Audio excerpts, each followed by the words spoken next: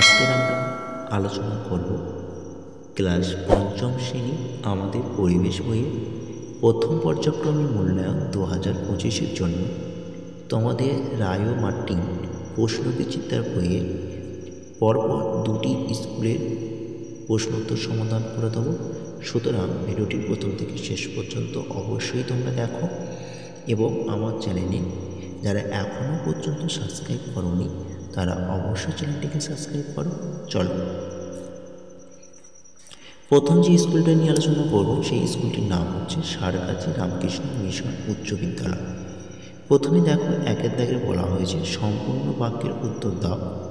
কটি করতে হবে না 5টি করতে হবে, প্রতিটি প্রশ্নের মান 1 নম্বর করে, তাই মোট এখানে নম্বর বরাদ্দ রয়েছে 5 নম্বর।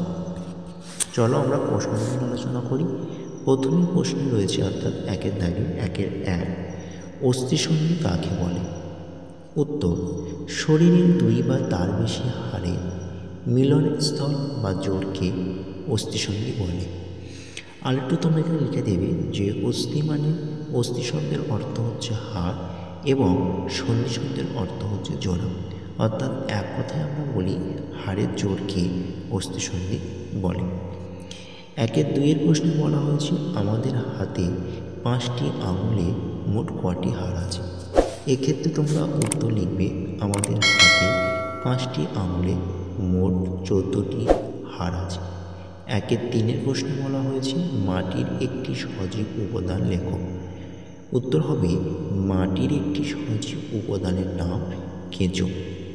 1-4 প্রশ্নে বলা হয়েছে পশ্চিমবঙ্গে কোন জেলায় চা চাষ ভালো হয় বা চা চাষ হয়?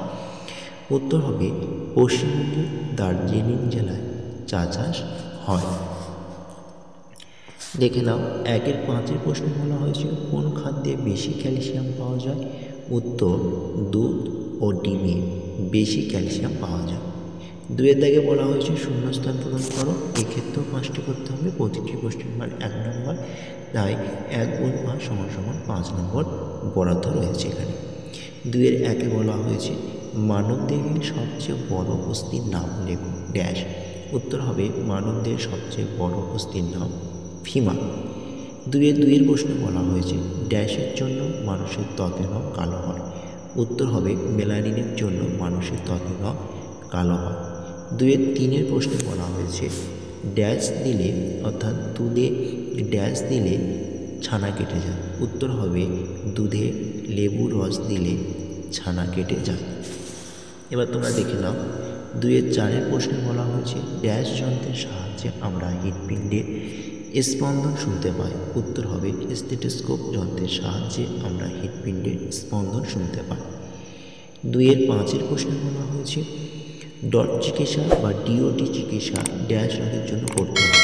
উত্তর হবে ডিওটি চিকিৎসা যক্ষা রোগের জন্য করতে হয়। এবার দেখে নাও 3 দাগে বলা হয়েছে সঠিক উত্তরটি নিচে বাক্যটি সম্পূর্ণ করো। কটি করতে হবে? 4টি করতে হবে, প্রতিটি প্রশ্নের মান 1 নম্বর করে, মোট এখানে 4 নম্বর বরাদ্দ। 3-1 বলা হয়েছে জলে পাওয়া যায় এমন একটি মেরুদণ্ড প্রাণীর নাম। উত্তর হবে জলে পাওয়া যায় এমন একটি মেরুদণ্ড প্রাণীর নাম সাপ, অর্থাৎ অপশান খ। 3-2 প্রশ্নে বলা হয়েছে যে প্রাণীটিকে ধরা বেআইন সেটি হলো। উত্তর হবে যে প্রাণীটিকে ধরা বেআইন সেটি হচ্ছে কচ্ছপ, অর্থাৎ অপশান গ। 3-3 প্রশ্নে বলা হয়েছে যে রসিকবিল অবস্থিত, অর্থাৎ রসিকবিল কোথায় অবস্থিত? উত্তর হবে রসিকবিল অবস্থিত কোচবিহারে, অপশান গ। 3-4 ত্বকে রোদ লাগলে কোন ভিটামিন তৈরি হয়? উত্তর হবে ত্বকে রোদ লাগলে ভিটামিন ডি তৈরি হয়, অর্থাৎ অপশান নাম্বার খ। এবার দেখে নাও 4 দাগে বলা হয়েছে নিচের প্রশ্নগুলির উত্তর দাও। 3টি করতে হবে, প্রতিটি প্রশ্নের মান 2 নম্বর করে, এখানে মোট 6 নম্বর বরাদ্দ রয়েছে। 4-1 ফুসফুসের যক্ষা রোগ হলে কী লক্ষণ দেখা যায়? তোমরা উত্তর লিখবে ফুসফুসের যক্ষা বোঝার জন্য লক্ষণগুলি হলো। প্রথম পয়েন্ট লিখবে যে প্রথম বিকালে জ্বর হয়, অর্থাৎ প্রথম বিকালে জ্বর হয়। দ্বিতীয় পয়েন্ট লিখবে রাতে প্রচুর ঘাম এবং শ্বাসকষ্ট দেখা দেয়। 3 নম্বর পয়েন্ট লিখবে সকালে ঘুম থেকে ওঠার পর টানা কফ উঠতে থাকে। 4র্থ পয়েন্ট লিখবে খাবারে অরুচি ও বুকে ব্যথা হয়। এবং শেষ পয়েন্টে লিখবে যে অসুখ বাড়লে কাশির সঙ্গে কাঁচা রক্ত ওঠে এবং ক্রমশ দেহের ওজন কমতে থাকে। এবার দেখে নাও পরের প্রশ্ন 4-2, বাড়িতে কিভাবে ORS তৈরি করবে? উত্তরটা কিভাবে লিখে নাও দেখে নাও। তোমরা উত্তরটা এইভাবেই লিখবে যে বাড়িতে ORS তৈরি করার পদ্ধতি বলে প্রথম পয়েন্ট লিখবে 1, প্রথমে জল 20 মিনিট ফুটিয়ে ঠান্ডা করে নিতে হবে। দ্বিতীয় পয়েন্ট লিখবে এরপর 1 গ্লাস ওই ফোটানো জলে 1 চামচ চিনি আর 1 চিমটে নুন দিয়ে তৈরি হবে ORS। এবার পরের প্রশ্ন 4-3 প্রশ্নে বলা হয়েছে চিংড়িকে কোন কোন বৈশিষ্ট্য দিয়ে মাছের থেকে আলাদা করা যায়? এক্ষেত্রে উত্তর হবে চিংড়ি একটি অমেরুদণ্ড প্রাণী। এছাড়াও চিংড়ির গায়ে আঁশ ও পাখনা থাকে না। চিংড়ির দেহে শক্ত খোলক দ্বারা আবৃত থাকে। চিংড়ির সন্ধির উপাঙ্গ থাকে। এই সমস্ত বৈশিষ্ট্য দিয়ে চিংড়িকে মাছ থেকে আলাদা করা যায়। এবার আমরা পরের স্কুলটি আলোচনা করব। পরের স্কুলটি তোমরা দেখে নাও যে হলদিয়া গভর্নমেন্ট পৃষ্ঠপোষকতা বিবেকানন্দ বিদ্যা মন্দির এইচএস সব স্কুল। সুতরাং এই স্কুলের প্রশ্ন উত্তর আমরা একবার সমাধান দেখব। প্রথমে 1 দাগে বলা হয়েছে যে নিচের প্রশ্নের বিকল্প উত্তরগুলির মধ্যে সঠিক উত্তরটি বেছে লেখো। যে কোনো 4টি, প্রতিটি প্রশ্নের মান 1 নম্বর করে, মোট 4 নম্বর বরাদ্দ। একের প্রশ্নে বলা হয়েছে কি না, একের প্রশ্নে বলা হয়েছে মানব শরীরে বিশুদ্ধ রক্ত পরিবহন করে। উত্তর হবে মানব শরীরের বিশুদ্ধ রক্ত পরিবহন করে ধমনী, অর্থাৎ অপশান খ। 1-2 প্রশ্নে বলা হয়েছে ভিটামিন ডি তৈরি করতে সাহায্য করে। উত্তর হবে ভিটামিন বি তৈরি করতে সাহায্য করে ত্বক, অর্থাৎ অপশান ঘ। 1-3 বলা হয়েছে হাড়ের জোড়কে কি বলে? উত্তর হবে হাড়ের জোড়কে বলে অস্থিসন্ধি, অপশান খ। 1-4 প্রশ্নে বলা হয়েছে কলেরা রোগের ভাইরাসের নাম হলো, তাহলে উত্তর হবে কলেরা রোগের ভাইরাসের নাম হলো ভিব্রি ও কলেরি, অর্থাৎ অপশান ক। 1-5 বলা হয়েছে কোন উদ্ভিদের শ্বাসমূল দেখা যায়? উত্তর হবে ম্যানগ্রোভ উদ্ভিদের শ্বাসমূল দেখা যায়, অর্থাৎ অপশান গ। এবার তোমরা দেখে নাও 2 দাগে বলা হয়েছে নিচের উত্তরটি ঠিক হলে পাশে সত্য, ভুল হলে পাশে মিথ্যা লেখো। যে কোনো দুটি, মোট এখানে দুটি করতে হবে। 1-2 = 2 নম্বর বরাদ্দ রয়েছে। 2-1 বলা হয়েছে মানুষের চুলের গোড়ায় মেলানিন কমে গেলে চুল সাদা হয়। নিশ্চয়ই বাক্যটি সত্য, তাহলে আমরা সত্য লিখব। 2-2 প্রশ্নে বলা হয়েছে যে নদীতে সারা বছর জল থাকে তাকে নিত্যবহ নদী বলে। উত্তর এবং বাক্যটি সত্য, তাহলে সত্য লিখব। 2-3 প্রশ্নে বলা হয়েছে 1 নভেম্বর অর্থাৎ 1 নভেম্বর শিক্ষক দিবস। তোমরা নিশ্চয় সবাই জানো 5 সেপ্টেম্বর শিক্ষক দিবস। সুতরাং বাক্যটি মিথ্যা। 2-4 ভারতে পথিকৃৎ হলেন রাজা রামমোহন রায়। বাক্যটি একেবারেই সত্য, তাই বাক্যটি সত্য হবে। 2-5 প্রশ্নে বলা হচ্ছে যে তৃষ্ণার্তয় ফসল হলো ধান, তাই বাক্যটি সত্য। এবার দেখে নাও 3 দাগে বলা হয়েছে নিচের প্রশ্নগুলো একটি বাক্যে উত্তর দাও। যে কোনো 4টি, প্রতিটি প্রশ্নের মান 1 নম্বর করে, মোট 4 নম্বর বরাদ্দ। 3-1 বলা হয়েছে দুধে লেবুর রস দিলে ছানা কাটাতে হলে তাকে কি বিক্রিয়া বলে? তার মানে দুধে লেবুর রস দিলে ছানা কাটানো হলো, তাহলে এটি কী ধরনের বিক্রিয়া? এটি একটি রাসায়নিক বিক্রিয়া। 2-3 একটি বাগিচা ফসলের নাম লেখো। উত্তর হবে একটি বাগিচা ফসলের উদাহরণ বা নাম চা। 3 প্রশ্নে বলা হয়েছে হলদি নদী কোন দুটো নদীর মিলিত প্রবাহ? তাহলে উত্তর হবে হলদি নদী, কেলেঘাই ও কংসাবতী নদীর মিলিত প্রবাহ। 3-4 প্রশ্নে বলা হয়েছে পশ্চিমবঙ্গের সর্বোচ্চ পর্বতশৃঙ্গের নাম কি? উত্তর হবে পশ্চিমবঙ্গের সর্বোচ্চ পর্বতশৃঙ্গের নাম সান্দাকফু।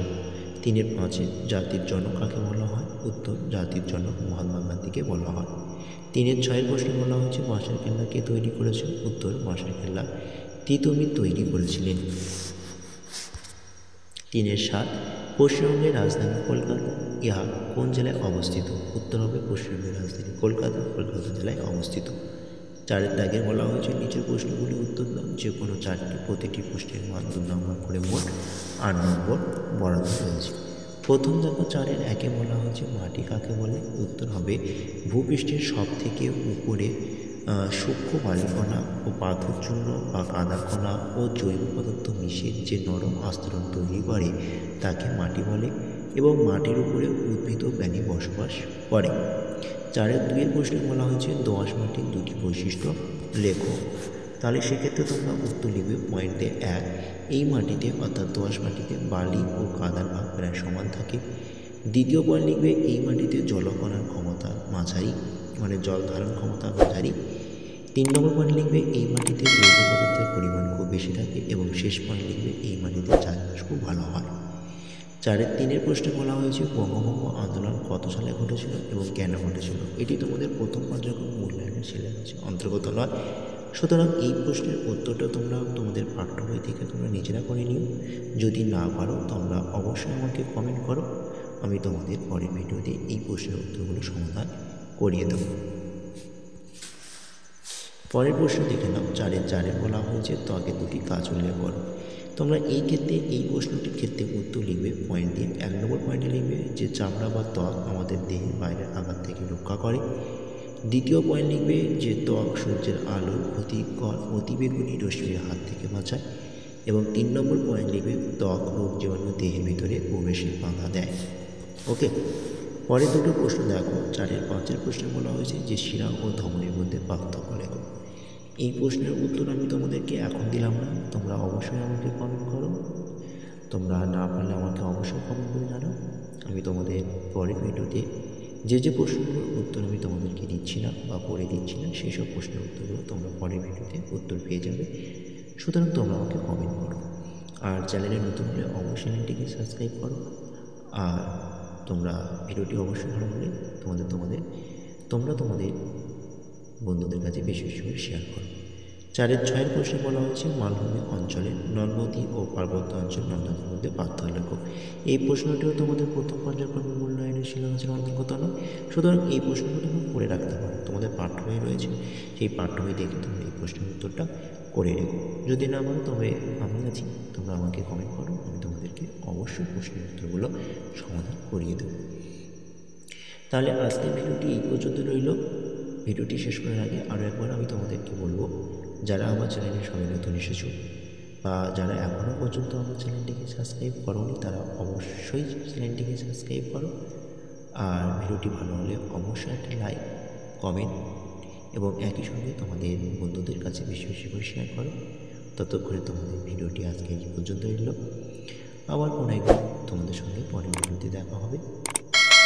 আজ এই পর্যন্ত, টাটা, বাই বাই, ভালো থেকো, সুস্থ থেকো। ওকে।